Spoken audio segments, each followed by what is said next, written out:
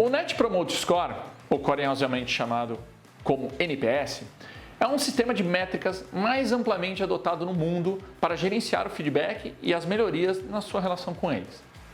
Mas o NPS não é uma centralização de tudo que está acontecendo com ele durante a sua jornada com a sua empresa.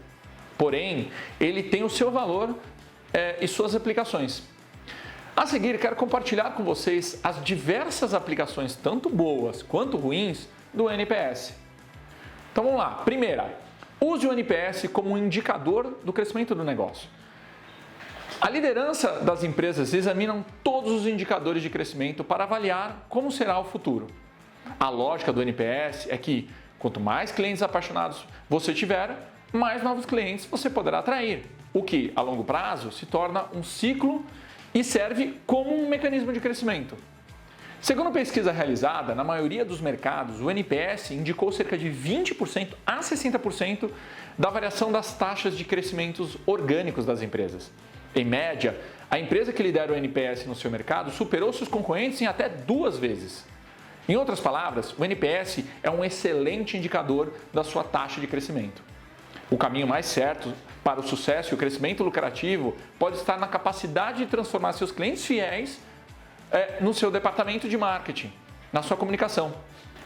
Portanto, é melhor pensar nas tendências de NPS como um excelente direcionador de tendências de participação de mercado, em vez de tendências de receita.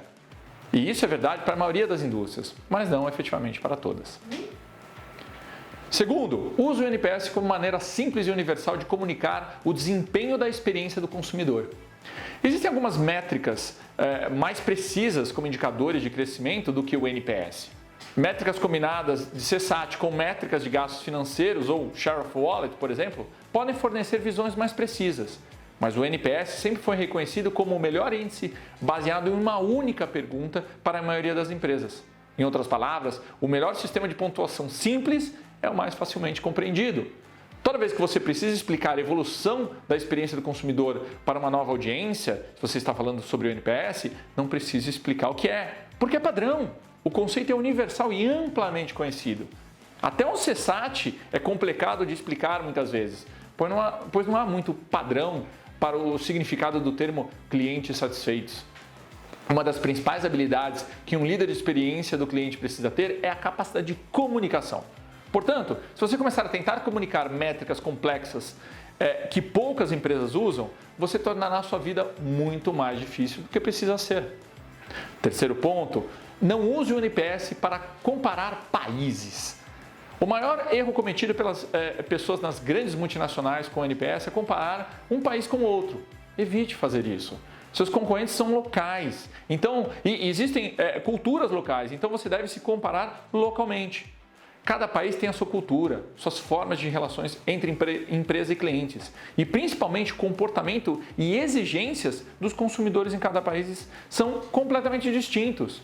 Então, nesse caso, comparar os resultados de NPS em cada país pode camuflar informações importantes e direcionar suas decisões para caminhos errados. Então, tomem cuidado.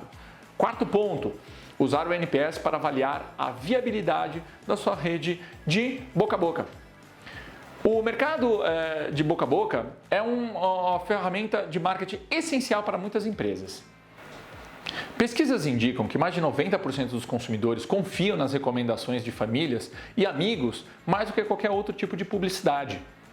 Uma recomendação de alto impacto, ou seja, de um amigo de confiança, tem 50 vezes mais chances de desencadear uma compra do que uma recomendação de baixo impacto. E o boca a boca é influente ao longo de toda a jornada de decisão do cliente, da consideração ao momento de compra. Com base na questão básica do NPS, para saber se você recomendaria um produto ou serviço, ele permite avaliar o poder do seu boca a boca, basicamente. A questão que você precisa ter em mente, no entanto, é se os seus clientes terão a oportunidade de fazer essa recomendação. Não é necessariamente suficiente saber se eles estão dispostos a fazê-los. Portanto, as empresas têm um papel extra de incentivar os clientes a recomendar sua empresa, facilitando o máximo possível. Se um cliente deu 9 ou um 10, sua empresa tem uma maneira de retornar a ele para incentivá-lo a recomendar sua empresa. Por exemplo, a postar uma foto falando sobre a sua empresa no Instagram.